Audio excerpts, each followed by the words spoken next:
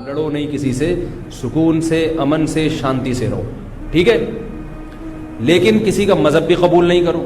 دیکھو ہندو بھی ہیں ہمارے ملک میں، عیسائی بھی ہیں، وہ تو بالکل ہی الگ مذہب ہے نا، وہ تو اللہ رسول کو صاف لفظوں میں انکار کرتے ہیں، تو ہم کہتے ہیں بھائی ٹھیک ہے، تم لکم دینکم ولی دین، تم جاؤ، تمہیں جو سمجھ میں آتا ہے کرو۔ تو ایسے ہی شیعہ سنی کا جو اختلاف ہے وہ اگر زبان کی حد تک رہے، دلائل کی حد تک رہے تو ٹھیک ہے، لڑائی بڑائی والا معاملہ ہوگا تو معاملہ کیا بنے گا؟ کیچڑ اچھالنا ایک دوسرے پہ۔ تو میں ایک بات آپ سے کر رہا ہوں کہ آپ اپنے بارے میں یہ فیصلہ کریں کہ آپ کیا ہیں، یا تو ادھر ہو جائیں یا ادھر ہو جائیں۔ تو اگر آپ شیعہ ہیں ٹھیک ہے، پھر وہ جو کر رہے ہیں وہ ان کا مسلک ہے، آپ کریں وہ۔ لیکن اگر آپ سنی ہیں تو پھر آدھا سنی آدھا ادھر آدھا ادھر، بیچ کا نہ بنے۔ میں بھی بیان میں عرض کر رہا تھا نا آخر میں کہ بیچ کا کسی کو بھی پسند، میرا خیال ہے آپ لوگ کو ہوتا ہے، شاید نہیں ہوتا نا کسی کو بھی پسند۔ قدرت نے کسی کو بیچ کا بنا دیا اللہ کی طرف سے، وہ تو اللہ کی طرف سے آزمائش ہے، لیکن خود سے کبھی بھی بیچ کا بننے کی کوشش مت کرو۔ تو یا تو ادھر ہو جاؤ یا ادھر ہو جاؤ۔ اب ہمارے ہاں لوگ کیا کر رہے ہیں، جو سنی ہیں سنی، محرم میں حلیم پکا رہے ہیں، حلیم کھا رہے ہیں، محرم میں سبیلیں لگا کے بیٹھے ہوئے ہیں، سبیلوں سے پانی پی رہے ہیں، محرم میں مرثیے سن رہے ہیں، رکشے والے بھی مرثیے لگا کے، ٹیکسی والے بھی مرثیے لگا کے۔ تو بھائی یہ اسلام نہیں ہے، یہ سمجھ رہے ہو؟ جو اس کو اسلام سمجھتا ہے وہ کرے، لیکن ہم سنی مذہب جو ہے وہ اس کی نظر میں یہ اسلام نہیں۔ نبی صلی اللہ علیہ وسلم نے لعنت فرمائی ہے میت پہ نوحہ کرنے والوں پر، سمجھ رہے ہو؟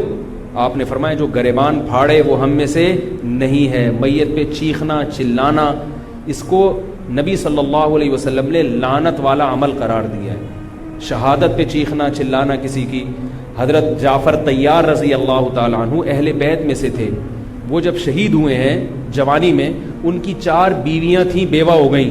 معذرت کے ساتھ یہ میں ٹاپک نہیں لا رہا، جو خود سے آ رہا ہے اسے آنے دو۔ اب شہید ہی چار بیویاں ہی بیوہ ہوئی تھی، تو میں ان کو آپ کی خوش کرنے کے لیے ایک تو نہیں کر سکتا نا۔ ان کی 4 بیویاں کیا ہو گئی؟ بیوہ ہو گئی۔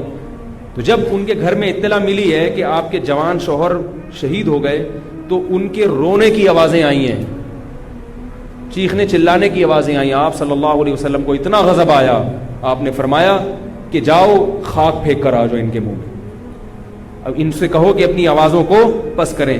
حضرت جعفر طیار بھی اہل بیت میں سے تھے، نبی کے سگے چچا کے بیٹے تھے۔ تو اہل بیت کی شہادت پر آپ صلی اللہ علیہ وسلم نے چیخنے چلانے سے، رونے سے منع کیا۔ اور حضرت جعفر طیار ظلمن شہید ہوئے تھے نا، ظلم ہوا تھا ان کے اوپر۔ تو اسی طرح ہم یہ کہتے ہیں کہ جیسے حضرت جعفر طیار اہل بیت میں نبی کے سگے چچا زاد بھائی، حضرت حسین نبی کے نواسے، تو جیسے حضرت جعفر طیار کی شہادت پہ چیخنے چلانے والے کو نبی صلی اللہ علیہ وسلم نے پسند نہیں کیا، حالانکہ ان کی بیویوں کا رشتہ، بیوی کا جتنا قریبی رشتہ اپنے شوہر سے ہوتا ہے، اتنا قریبی رشتہ ہمارا حضرت جعفر طیار یا حضرت حسین سے نہیں ہے۔ رشتہ یقیناً ہے، مگر اتنا قریبی نہیں جتنا بیوی کا ہوتا ہے، اولاد کا ہوتا ہے۔ تو جب بیویوں کو رونے کی اجازت نہیں ہے، جو سب سے زیادہ متاثر ہوئی ہیں، تو ہم اور آپ کو حضرت حسین کی یاد میں چیخنے چلانے کی اجازت کہاں سے ہوگی؟ ہم زیادہ فنٹر بننے کی کوشش کیوں کر رہے ہیں بھائی؟ زیادہ آگے نکلنے کی کوشش کیوں کر رہے ہیں؟ یقیناً اہل بیت سے ایمان، اہل بیت سے محبت ہمارے ایمان کا جزو ہے، مگر اس محبت کا اظہار اس طرح سے کرنا ہے جس طرح سے اہل بیت سے محبت کا نبی نے حکم دیا ہے۔ نہیں آ رہی میرا خیال ہے بات، پولیس کی تو ضرورت نہیں ہے، جس طرح سے حکم دیا ہے بھائی اس طرح سے اہل بیت سے محبت کرنی ہے، اپنی طرف سے نہیں کرنی ہے آپ نے۔ تو پہلی بات تو یہ حدیث سمجھ میں آ گئی، اور آپ صلی اللہ علیہ وسلم نے چیخنا چلانا، گریبان پھاڑنا اور یہ سب کے منع کیا ہے۔ تو سنی مذہب میں ماتم کی اجازت، چیخنے چلانے کی، ہا ہو کرنے کی اجازت نہیں ہے، سمجھ رہے ہو بات کو؟ تو آپ یہ کام نہ کریں، مرثیے آپ نہ سنیں، انہیں سننے دیں، انہیں کرنے دیں۔ آپ رکشہ ٹیکسی چلا رہے ہو، کہہ رہے محرم کے احترام میں گانے نہیں لگاؤں گا، مرثیے لگا دوں گا۔ بھائی نہ گانے لگاؤ نہ مرثیے لگاؤ۔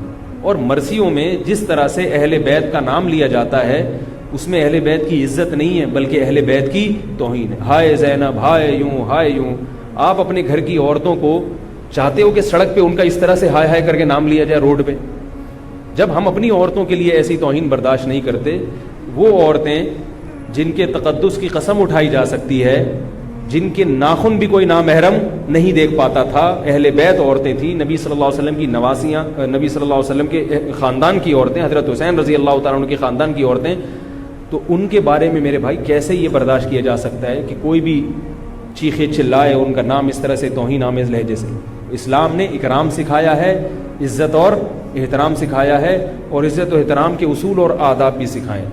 تو اس لیے آپ لوگ یہ کام نہ کریں، جو کر رہا ہے اس سے بحث بھی نہ کریں.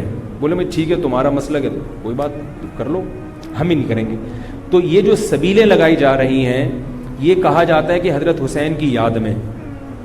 تو یہ بھی ایک عجیب بات ہے.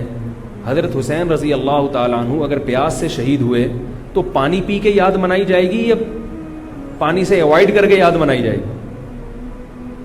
عجیب بات ہے. مجھے ایک بات بتاؤ، آپ کا دوست بھوکا بیٹھا ہوا ہے، آپ اس دوست پہ ترس کھا رہے ہو، آپ کہہ رہے ہو، اس کو فون کیا آپ نے، بھائی کیا یار؟ کہہ رہے 2 دن سے مجھے کھانا نہیں ملا. کہہ رہے بس پھر میرے سامنے جو کھانا رکھا ہے میں بھی نہیں کھا رہا، جب تو نے نہیں کھایا تو میں کیوں کھاؤں یار یہ مرغے؟ یہی ہوتا ہے نا یار، جب تو 2 دن سے بھوکا ہے تو میں بھی تو ایک وقت کا ناغہ کروں نا کھانے کا.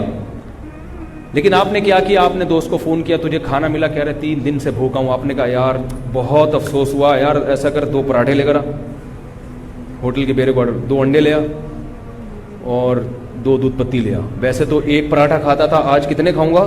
2 کھاؤں. دوست فون پہ کہہ رہا ہے یار یہ آرڈر کا، کہہ رہا یار تو بھوکا ہے، تیری یاد میں کیا کروں گا؟ کھاؤں گا بھی اور پبلک کو بولوں گا آ جا بھائی تو بھی آ جا، یار تو بھی آ جا. یہ کامن سینس، میری جو سینس ہے بھائی، میں سنی ہوں تو مجھے یہ والا چیز صحیح لگ رہی ہے.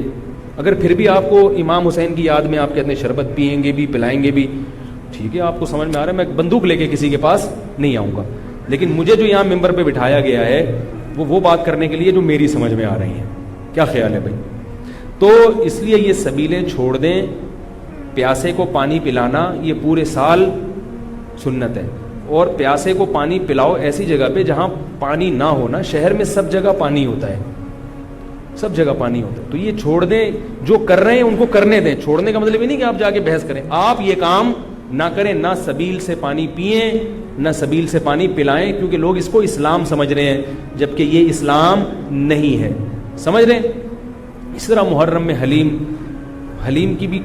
حلیم کا جو فلسفہ بیان کیا جاتا ہے وہ یہ بتایا جاتا ہے کہ حضرت حسین کو کچھ بھی نہیں ملا تھا، کھانے کو کچھ بھی نہیں ملا تھا، تو ہم اب سب چیزوں کا ایک مرغوبہ بنا کے پبلک کو کھلائیں گے، جس سے یہ پتہ چلے گا کہ دیکھو حلیم میں گوشت بھی ہے تو حضرت حسین کو گوشت بھی نہیں ملا، حلیم میں چاول بھی ہے تو چاول بھی نہیں ملے ان کو، حلیم میں دال بھی ہے تو ان کو دال بھی نہیں ملی، حلیم میں جو بھی ہے تو ان کو جو بھی نہیں ملی. تو حلیم ایک ایسی ڈش ہے جس میں اتنی ساری چیزیں آتی ہیں کہ یہ ساری چیزیں ایک جگہ جمع کسی اور ڈش میں نہیں ہوتی. تو سب چیزیں کھلانے کا ہمیں ثواب مل جائے گا. یہ بھی وہی ہے کہ انہیں کچھ بھی نہیں ملا اور آپ ان کی یاد میں سب کچھ کھا بھی رہے ہو اور سب کچھ کھلا بھی رہے ہو حلیم کے نام. تو یہ بھی کامن سینس کی چیزیں نہیں ہیں. اس لیے چھوڑ دو اللہ کا واسطہ. لوگ کیا کہتے ہیں، میں محرم میں حلیم اس نیت سے نہیں پکا رہا، میں تو ویسے ہی پکا رہا ہوں. تو ویسے ہی تو نے سفر میں کیوں نہیں پکایا؟ ویسے ہی آپ ربیع الاول میں کیوں نہیں پکا لیتے؟ ویسے ہی آپ رمضان میں کیوں نہیں پکا لیتے؟ آج ہی ویسے ہی خیال آیا ہے تو بھائی چھوڑ دو. یہ اسلام خدا کی قسم بدنام ہو رہا ہے دنیا میں. غیر مسلم جب یہ اسلام دیکھے گا اس کو اسلام میں اٹریکشن نظر آئے گی، وہ حلیم کھانے کے لیے مسلمان ہوگا، وہ شب برات کے پٹاخوں کے لیے، حلووں کے لیے ہوگا. نبی سے صحابہ نے پوچھا کہ اسلام کیا ہے، تو آپ صلی اللہ علیہ وسلم نے مختلف حدیثوں میں اس کا مختلف جواب دیا ہے. ایک جگہ فرمایا کہ اسلام ہے کلمہ شہادت، صرف ایک خدا ہے ہمارا، اور نماز قائم کرنا، زکوٰۃ ادا کرنا، حج کرنا اور روزے رکھنا. ایک جگہ فرمایا اسلام یہ ہے کہ تم غربا کا خیال کرو، ان تطعم الطعام، لوگوں کو کھانا کھلاؤ. یہ مطلب نہیں حلیم کھلاؤ، کھانے کا مطلب یہ کہ لوگوں کی بنیادی ضرورتیں سارا سال پوری کرو. اس کو سفر میں ضرورت ہے تو محرم کا انتظار مت. جب غریب کو موقع ملے کہ بھی دیکھو محلے پڑوس میں رشتہ داروں میں کوئی غریب ہے اس کا خیال کرو. آپ سمجھ میں نہیں آ رہی میرا خیال ہے. اچھا، تو اسی طرح جو میں نے عرض کیا آپ کو، یہ جو قصے کہانیاں ہیں کربلا سے غیر ضروری واقعات، یہ میں نے بتایا کہ غلط ہوتے ہیں, ان کو بھی نہ سنا کریں آپ. ان کے غلط ہونے کی ایک دلیل تو میں بیان سے پہلے دے چکا ہوں. ایک اور دلیل کہ جو خطیب لوگ, چاہے وہ شیعہ ہوں یا بعض سنی, سب میں ہیں ایسے لوگ, تو یہ غلط ہونے کی بڑی دلیل ایک اور یہ بھی ہے کہ اگر یہ قصہ خطیب لوگ جو حقیقی واقعہ ہے وہ بیان کرتے تو ایک ہی قصہ کئی بار انسان سن نہیں پاتا.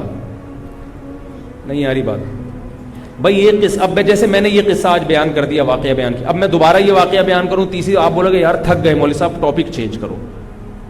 لیکن آپ دیکھ رہے ہیں کہ جو خطیب لوگ ہیں وہ محرم میں پورا محرم ان کا یہ کربلا کا واقعہ بیان کرتے ہیں, لیکن لوگ تھکتے نہیں ہیں. اس کا مطلب ہر واقعہ اور ہر تقریر دوسری تقریر سے جدا اور منفرد ہوتی ہے, ورنہ پبلک سنے گی نہیں. کتنی مضبوط دلیل دے رہا ہوں آپ کو. اس کا مطلب ہے ہر خطیب کو پبلک کے لیے اس بیان کو اٹریکٹیو بنانے کے لیے اس واقعے میں تھوڑا سا ٹماٹر اور دہی کا تڑکا لگانا پڑتا ہے. کبھی وائٹ کڑھائی ہوگی دہی والی, کبھی ٹماٹر والی کڑھائی ہوگی, کبھی گرین کڑھائی ہوگی.